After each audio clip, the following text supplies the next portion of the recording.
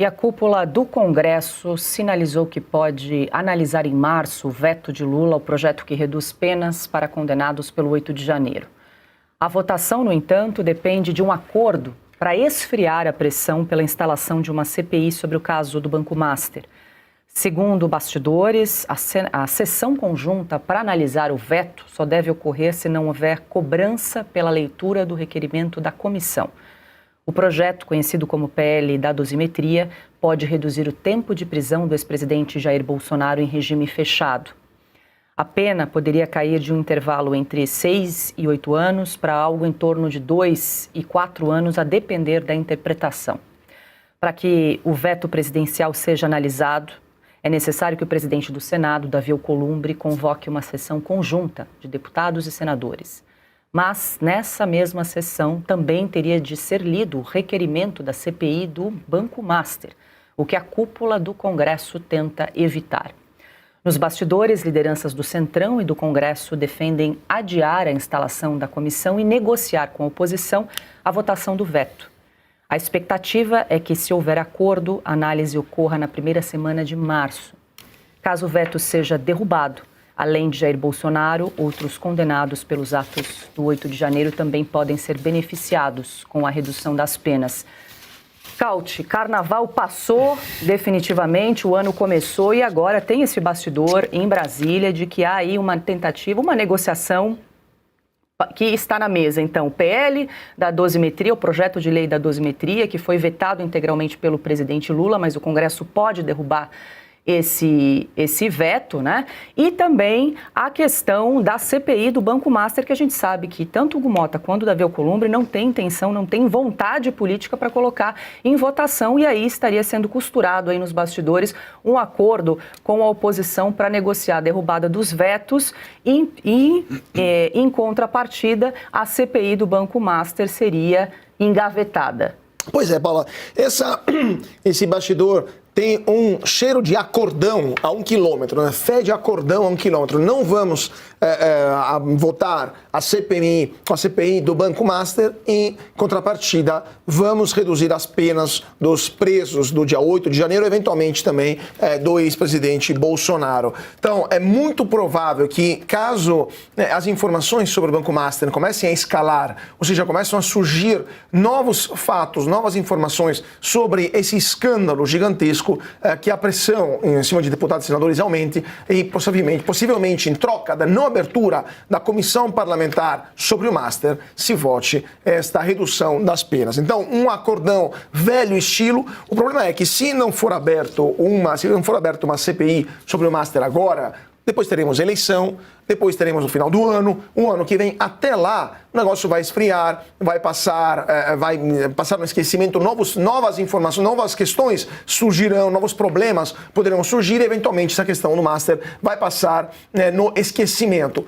Tudo aquilo que não deveria acontecer, porque ainda muita gente deve explicação à sociedade brasileira sobre o que aconteceu no caso do Master. Começando pela senhora Vivi Moraes, né, a senhora Viviane de Moraes, que recebeu 130 milhões de reais, um contrato de 130 milhões de reais, recebendo pelo menos 75 milhões em troca do quê? Ou seja, qual foi a contrapartida desse contrato monstruoso? Então, ela e muitas outras pessoas deveriam explicar como foi possível que esse banco minúsculo absorvesse 1/3 do Fundo Garantidor de Crédito e onde foram parar os bilhões de reais que os brasileiros confiaram no Banco Master. Então, uma CPI do Master é urgente, é mais do que urgente, e se ela for trocada pela redução das penas das pessoas que estão presas pelo 8 de janeiro, é claro que a gente sempre advogou em nome dessa redução de pena, em nome da dosimetria, em nome da anistia, na verdade, sempre foi a bandeira da Oeste,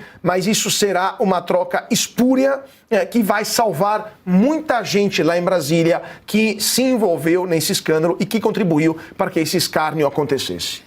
Piotr, agora, essa apuração não revela nenhuma novidade. O Congresso está com medo de abrir uma CPI, de investigar a fundo a questão, o caso do escândalo do Master. Agora, colocar isso na mesa como uma moeda de troca, né? E inclusive usando Jair Bolsonaro preso, né? Dizendo, olha, Bolsonaro pode ir para casa mais cedo, se a gente derrubar o veto da dosimetria, né, da redução de penas. Em troca, a gente enterra, engaveta essa questão do Banco Master. A que ponto chegamos nesse início de ano tão delicado, que é ano eleitoral, e tão mais curto, né, Piotr? A gente tem poucos meses aí para definição. O Paulo, eu vou contar uma coisa que eu aprendi em Brasília. Logo quando fui fazer a primeira cobertura, eu fiz a seguinte pergunta dentro do Congresso: por que certas coisas demoram tanto para vocês votarem aqui? Aí um parlamentar me chamou do lado e falou assim: sabe por que eles demoram tanto para votar? Porque no caminho vai que aparece alguma outra coisa para negociar. Isso me parece claríssimo. Vamos lá. O Congresso aprovou a dosimetria no ano passado. O Lula vetou, acho que no começo de janeiro, quando você ainda estava em recesso. Tudo bem. No primeiro momento da volta do recesso, era para ser convocada essa sessão pelo Davi Alcolumbre. Se ele convoca naquele momento, já vota e provavelmente, tudo indica, o Congresso ia derrubar o veto presidencial, a dosimetria estaria valendo. O que fez o Davi Alcolumbre? Senta em cima do negócio. Acabou de aparecer alguma coisa para ser negociada. Neste caso, a instalação ou a leitura, né, da instalação da CPI do Banco Master, que eles estão querendo evitar a todo custo. A tese que eu aprendi lá atrás, a explicação de por que às vezes Brasília, o Congresso demora muito para votar, está, acho que, materializada neste caso. É uma troca, como já mencionou Cauti aqui, espúria. Lamentavelmente vão usar desse argumento, até porque aquelas pessoas todas estão presas ilegalmente. É um absurdo que foi aquele processo, a forma como elas foram julgadas, sem direito a ampla defesa, sem devido processo legal, sem absolutamente nada ou sem absolutamente tudo o que é garantido a um traficante. Aquelas pessoas não tiveram esse direito. E veja só, não tiveram sequer o direito à jurisdição, ao juiz natural, ou seja, ao juiz na primeira instância, porque elas não deveriam jamais estarem sendo julgadas dentro do Supremo. A quem elas recorrem? Ao próprio julgador, no caso o ministro Alexandre de Moraes. Ou seja, qual é a chance de ter revertido uma decisão que foi, por exemplo, equivocada ou abusiva ou exagerada? Nenhuma. Tanto que estão todas presas lá, e as que aceitaram fazer aquele acordo tiveram que admitir o absurdo de que sim, eram todas terroristas, queriam fazer mal ao país. Eu só voto, é uma troca espúria, porque, claro, essas pessoas estão lá, quanto menos tempo elas ficarem, melhor, porque já estão presas, já está tudo ilegal, mas trocar por uma investigação que vai apurar o que aconteceu é o típico do jogo baixo do poder. Não tem outra explicação.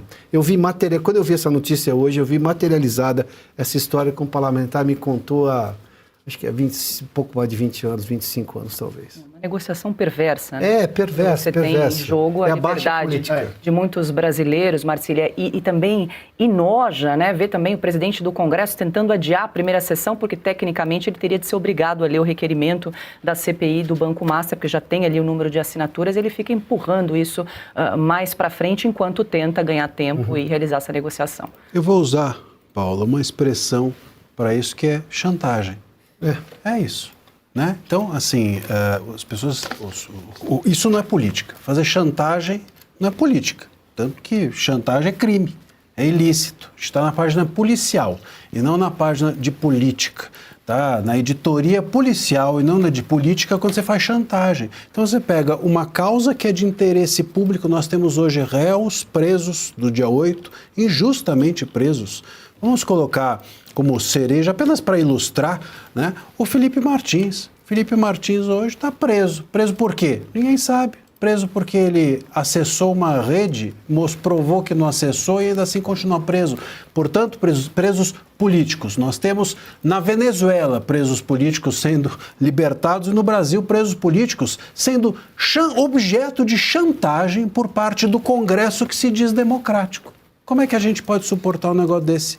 Dentro de uma recente ex-ditadura como a Venezuela, presos políticos soltos. Numa democracia pujante, como disseram os ministros do STF há pouco, uma democracia inabalada, como chegou a dizer a ministra Carmen Lúcia a respeito do nosso país, nós temos aqui presos políticos que estão sendo objeto de chantagem para que o caso Master, que é um caso de fraude ao seu dinheiro, que é um caso de corrupção, e sabe-se lá mais o que não vem por aí por trás desse caso Master, esse caso está querendo ser abafado e, em troca disso, eles vão libertar presos políticos. É essa a democracia do Brasil? Então, assim, deixem de investigar a corrupção e, em troca, nós libertamos os presos políticos. Como é que é possível um país desse ser chamado de democracia?